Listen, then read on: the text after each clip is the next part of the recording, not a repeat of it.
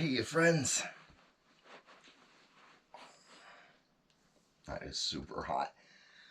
Hope y'all guys are doing well out there.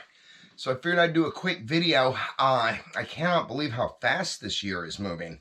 The November has just flown by. Right now it's the 26th of November, about 9:30-ish, give or take. And I figured, since Thanksgiving, quite a few people have messaged me about Relapse during the holiday season. And I sat down, Relapse is part of my story of recovery, of sobriety. And I talk about that a lot. So people were asking me to please do a video about relapse during the holiday season and then just relapse in early recovery and trying to get some long-term time. So what I did, I've watched back a few of my other videos, and I always sit down and try and just wing it with y'all guys, which is really great. I mean, it's a real connection, you know. You might even notice that I don't really cut or anything. I try and just do this in one shot. So I do every now and then kind of skip something or say something in a way that isn't exactly how I meant it, like relapse being part of recovery. I watched back another older video of mine, and when I said that, I didn't get the last part of that in there, where relapse is part of recovery, but it doesn't have to be. And that's the important part about it, because relapse can also, it can get to be a pit of despair, kind of, where we just expect it to happen and it just becomes a circle, and starting over is really just kind of can get to where it's just prolonging the time until the next expected relapse. Relapse is part of recovery is because when we wake up the next day filled with guilt and shame, it helps us realize that this isn't the end. All of that work isn't for nothing. Get back up and don't do it again.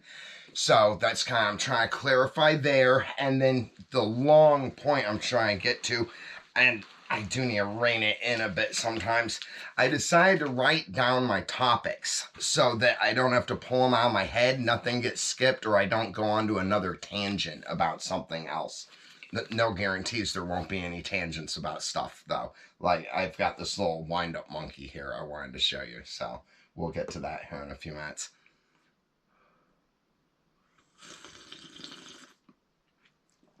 Oh yeah, that's good. That's not that instant coffee, but it's strong.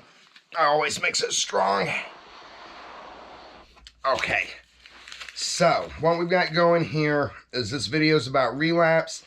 I want to talk about recovering from a relapse, preventing a relapse, or maneuvers, abstract maneuvers that we can do before the relapse to kind of try and help us not relapse or help us better at the other end of it when we're trying to put it together.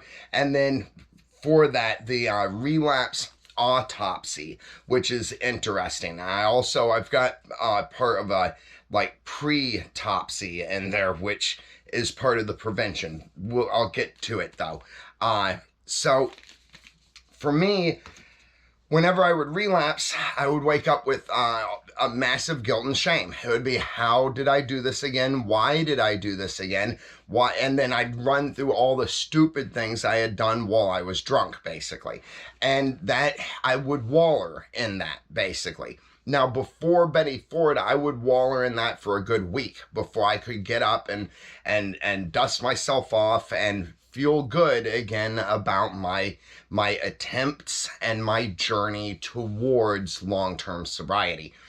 Then after Betty Ford, they taught me that grief and shame that we feel afterwards doesn't really further anything. It just holds us there for that extra 6 days if it's a week, you know. So the thing is focusing the next day on trying to not, I know it sounds stupid. It's like, just don't feel. That's the trick. Just don't feel. When we feel that way, trying to be positive about this time, I will learn something from this in the restart. And next time when I get here, I really will do something different and then having that faith inside of us, even though it might sound stupid, because it's like I would do it thousands times, right? It's like, so if my whole run is 1,000 times, I'm on 900. Well, it's like, that's just another one, right? It's so hard to pull ourselves together and keep going. And I focus on that the next time when it comes up, and when I'm triggered and I want to use, I just rock solid tell myself, this time will be different. And I know it sounds cliche. If I can make myself feel that, though, that is a massive part to getting on my feet and going back towards the goal, the path of sobriety again, and recovery. Also trying to figure out the steps of the little triggers within me that I hadn't worked out yet that made it so hard to say no to it, if that makes sense. Because it is hard. I remember, and I know, and it's the worst feeling in the world. It really is. I just concentrate on the fact that the sooner I dust myself off and get back on the road instead of wallowing in it, the better it'll be. Also, I would always, after Betty Ford, every time, this was part of my tradition, I would go find an AA meeting, and I would get up, and all I would share, I would walk up to the podium and be like, hi, my name's Matt, I'm an alcoholic and an addict, I have one day, I'd explain, I relapsed, I had X amount of days, thank you very much for your support, and then I'd go sit down and finish the meeting. And there is something cleansing in that. There's also camaraderie, because people know how it is. We can feel it, after a while, you can tell, no, this person really is. I remember when that was me, you can do it. And that kind of camaraderie also helps, plus the cleansing of it. Hang on, I have to stop this and restart again. I'll explain that too, maybe. Okay, there we go. Now, the reason that I do that, GoPro, love them, by the way. Excellent camera, the entire thing about it. No, this isn't a commercial, though I would do one if they're watching. Hi, GoPro. After 7 or 8 minutes, they chop the file, so even if it keeps recording, it chops it, and it'll store it in the memory as a separate video that then has to be pulled up to the editor. It's a pain in the butt because it doesn't categorize them right or in order, so I have to go in and find each one, basically, and piece it together. It's just easier if I do it this way. So, now... Oh, that is so good. I have a weird system. When I'm mellowing out, I can enjoy a cup of coffee, and it doesn't, keep me up late and stuff. I do a lot of exercise on anti-insomnia, though, basically, which I'll do in another video, because I used to be a bad insomniac. So, prevention of a relapse, I think, is a really handy tool. If we don't, it's like fighting. If we aren't where the enemy is, we don't have to fight. So if I can avoid a trigger that I know is coming, or a situation, it makes things a lot easier. Now, obviously, during the holidays, that is a lot harder, because we'll be roped into situations with, we'll just call them people in our life, who, to no fault of their own, make our life a little bit more difficult. Especially, all right, maybe I'm just speaking for myself. I'm sure there are a lot of people out there that don't have that problem. I'm talking to everybody that has had that problem or might. It's easy to take a punch from one person, so it's like somebody in our life, and they just, some passive-aggressive jab or something like that, in early sobriety, because we don't have any long-term time and stuff. And I'll say the amount of time on how long is enough for different people is exponential. It could be anywhere. So taking that punch is easy. However, at like a family gathering or something like that, if everybody or a few people take a couple punches here and there, it can build up and become psychologically triggering. Even just the memories of the past in a perfect little like celebration or something, you know, just things that remind us of the past when life was different and how it is now. And then if we throw in a little bit of hopelessness or unknowing of what the future is going to be like, that can really be a big trigger. It's easier in recovery where, all right, maybe not. I mean, I've tried it both ways. In recovery where everybody knows we're in recovery, like we've got out of treatment or we're going to AA and we're really making the effort and everybody knows that and it's visible, a large tool that is easy to use is just to be completely truthful. And when we start getting triggered at a party or an event or something, merely tell people, hey, it's been really lovely and everything. I've got a meeting I need to get to. Do this again real soon. Call you and exit. And we can come up with our own little ways to work that stuff in there. You know, it's so much easier. Now, we can take a little, in that path, there can be a little bit of guff given depending on our circumstances and stuff. However, good boundaries and communication will ensure happier lifestyles. So having that communication to enforce the boundary that I'm feeling as where I need to go, or I'm headed to a meeting, or whatever the reason is, just stating that and then holding to it and following through. That's all very healthy and there's nothing wrong with it. There are codependent people in life, these codependent attachers who will try to manipulate us with different reasons to try and get us to stay or to do things that we don't want to do. And again, that's their boundary issue. People aren't supposed to push over other people's boundaries or not listen to them. So that knowledge can help us reinforcing that boundary again. Whenever I have to reinforce a boundary, I never raise my voice, I never lower my voice. I say pretty much exactly what I had just said after they've said their bit trying to persuade me the other way. I say it exactly the same and then leave a pause. And if it's appropriate, I'll simply exit. Meetings are really good. I used to go to a couple really good meetings. And I've been to some really bad ones too. And honestly, when I'm triggered, like if it's over a holiday thing or something, going to a meeting or talking to a sober buddy or something like that helps so much and can actually lower all of the stress levels and anxiety and all that BS and just kind of re-ground me again. Which actually segues into the next thing I wanted to talk about, which can be very important in early sobriety. If we're serious about it and everything, then we need to utilize all of the tools, basically. And that's how I've felt about it, and that's what I've tried to do.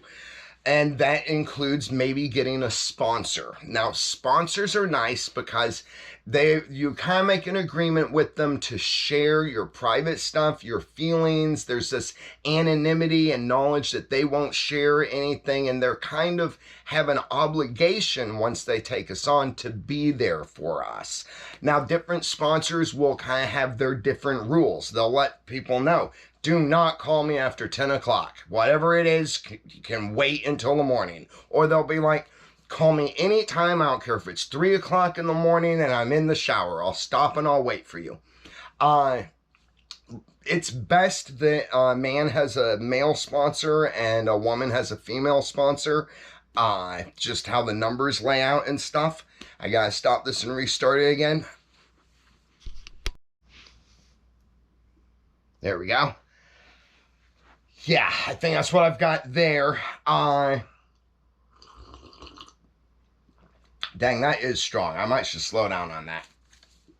Okay. So, Autopsy.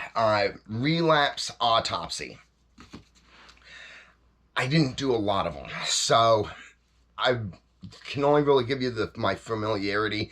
It's where we sit down and after we've recovered, we sit down and write out what happened, what was going on, what day was it, what time was it, who did we see, what was our trigger, what other things could have added up to triggering us, how hard did we try and not go drink and use, what did we do to try and prevent our drinking or using, did we call a sponsor, did we go to a meeting, did we sit down and do a gratitude list or reading our diary of past relapses and stuff. Then we sit down after we've got pretty much all of the details written out, being short and yet being very honest at the same time. Because, I mean, if it helps somebody to do 10 pages, I say do it. I like to try and keep it kind of condensed. However, make sure that everything is on there. Not just the shameful things either. In my relapses and in relapses I've heard about with my friends, there are moments that we can build on. Some form of small growth, some moment in it where we pushed that drug or alcohol away from us and we actually felt really good about it, but then we went back to it.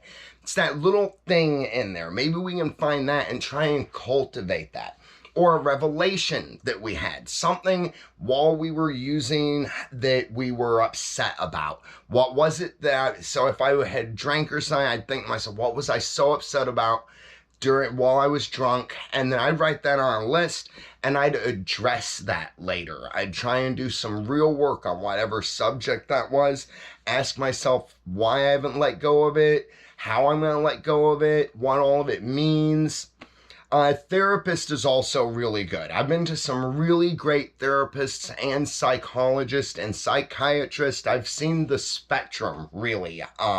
And all of them have really helped me. Even if it's just in getting little pieces, because a lot of professionals have an individual way of approaching things. And so it's like that saying, take what works and leave the rest. So we want to find what works, and that's the same with professionals, basically. Now, speaking of that, I've had the pleasure of working with some really good professionals who were able to deal with what I'll call abstract recovery. I was a total loser. I could not get it. It was bad. I was destined to never ever get sober and have only the worst things that a lifestyle like that can bring. And I sat down and I was really straight with my counselor. And I told him, I've been in like 3 rehabs. I've tried this, I've tried that. Nothing helps. Sitting down, writing out a treatment plan isn't going to help. Can you come up with something different? And so he did. All of it was driven off of, I still had to follow the basic curriculum, but he came up with different and novel approaches to my individual issues, which really helped. One of them was the pre-topsy, or the declaration of intent, basically. And what this is, before a relapse. Like, I'm triggered, I'm upset, I feel justified, give it to me, right? Before I drink or drug, I'm supposed to take a pen and write down what day it was, what time it was, and what the trigger was. And the trigger only make like 2 words, 1 or 2 words, not something long, unless again it's therapeutic for you to sit down and it might actually help get away from that relapse. If that works, more power to you, right? Then write that down and go and do it. Have the relapse. Fight it, try to fight it as long as we can, that if it's gonna be an avalanche, it's gonna be an avalanche, and before it comes down, I'm supposed to just write that down so that later when I'm doing the autopsy report, I can go back and reference that. I found it really helped, because when I wrote that down, I kind of had to admit to myself too that I was surrendering. Now the main thing, if we're out here and we're bummed out about the longevity that we've been able to get to, or the triggers, or how hard things are, it's a good sign, because that means that we're still alive and we're still headed forward. We're still trying. And like I've always said, ask anybody, I'm very trying. So we're gonna make it no matter what. Faith in ourselves is what counts. Now, I want to show you something for all of us who have pretty good, solid recovery time and everything. It's just something I was reminded of the other day when I was in the store, and I bought this monkey for like $6. So, here's my monkey. And what he does, and he does flips. Oh.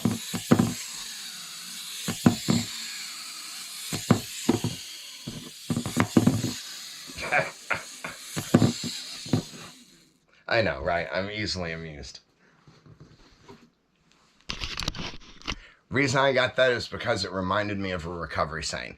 It goes, the monkey's off my back, but the circus is still in town.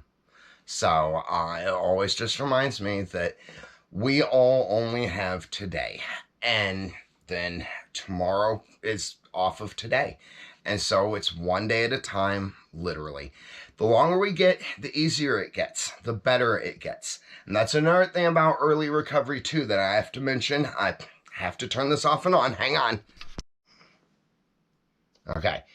In early recovery, say we're only getting like a week or so, a couple days to a week, maybe 2 weeks or so, there's a massive problem. Life isn't going to be as crappy as it is during those 2 weeks. We're also experiencing post-acute withdrawal syndrome.